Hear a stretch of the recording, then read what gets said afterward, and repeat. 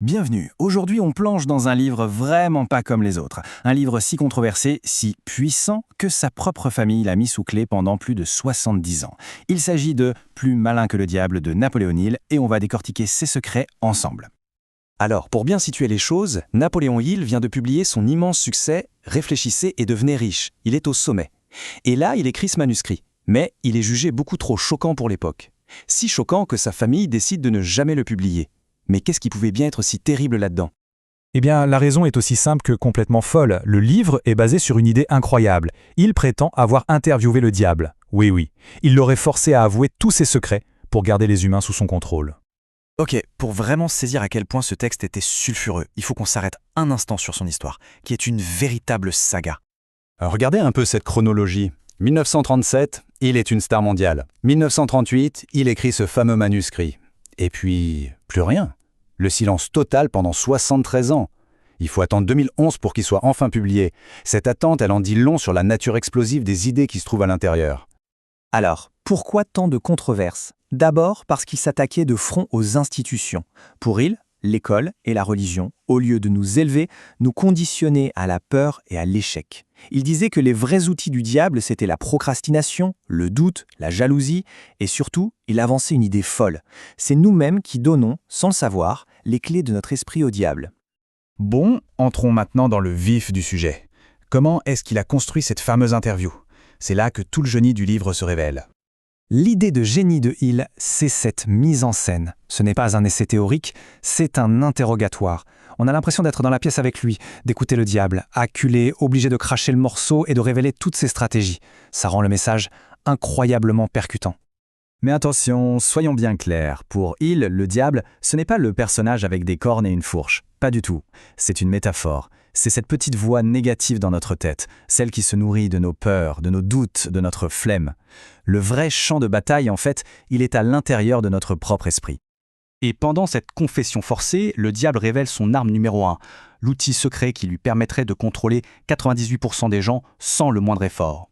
Il appelle ça l'habitude de la dérive. C'est quoi un dériveur ? Eh bien, c'est une personne qui avance dans la vie sans but réel. C'est un peu comme un bouchon de liège sur l'océan. Il se laisse porter par les vagues, par les courants, par le vent, bref, par les circonstances et les avis des autres, sans jamais décider de sa propre destination. Et là, le contraste est juste saisissant. D'un côté, le dériveur, pas de but, influençable, peu confiant, il subit sa vie. De l'autre côté, le non-dériveur. Il sait où il va, il pense par lui-même, il est déterminé, il crée sa vie. D'après Hill, tout le monde a la possibilité de choisir son camp. Mais alors comment est-ce qu'on tombe dans ce piège de la dérive ?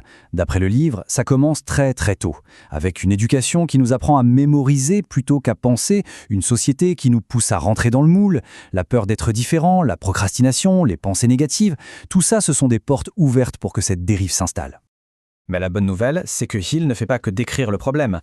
Il nous donne aussi la clé pour s'en sortir, la méthode pour devenir plus malin que le diable. Voilà l'image qu'utilise Hill. On est constamment à une intersection. Un chemin est celui de la peur et du doute, et il mène tout droit à la dérive. L'autre chemin, c'est celui de la confiance et du but, et il mène à la liberté. Et la clé pour prendre le bon chemin, c'est de se connecter à ce qu'il nomme l'autre moi. Cet autre moi, qu'est-ce que c'est ? En fait, c'est la meilleure version de nous-mêmes. C'est cette part de nous qui est connectée à notre courage, à notre intuition, à notre créativité. C'est la version qui n'a pas peur, qui sait exactement ce qu'elle veut et comment l'obtenir. C'est notre super pouvoir intérieur, en quelque sorte. Et pour activer cet autre moi, Hill propose un plan d'action très concret, un antidote en 4 points. 1. Avoir un but précis, savoir où on va. 2. L'autodiscipline, pour être maître de ses pensées. 3. Apprendre de ses échecs, voir chaque obstacle comme une leçon. Et 4. Bien s'entourer, parce que les autres ont une influence énorme sur nous. Et quand il parle de transformer les défaites en opportunités, il sait de quoi il parle. Ce n'est pas de la théorie pour lui, c'est du vécu.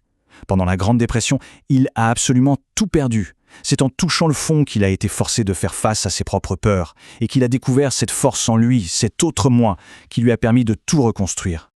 Au bout du compte, le grand secret de ce livre, celui qui est resté caché si longtemps, est d'une simplicité presque déroutante. C'est que la victoire ou la défaite, le succès ou l'échec, tout se joue à l'intérieur. La vraie liberté, qu'elle soit financière, mentale ou spirituelle, elle vient de cette victoire qu'on remporte sur nos propres peurs et notre propre tendance à dériver. La ruse ultime du diable, c'est de nous faire croire qu'on n'a pas le choix. qu'on est victime des circonstances. Après avoir mis en lumière ce secret vieux de plus de 70 ans, la question n'est plus de savoir si on peut être plus malin que le diable, mais plutôt de savoir si on aura le courage d'être plus malin que la partie de nous-mêmes qui l'écoute.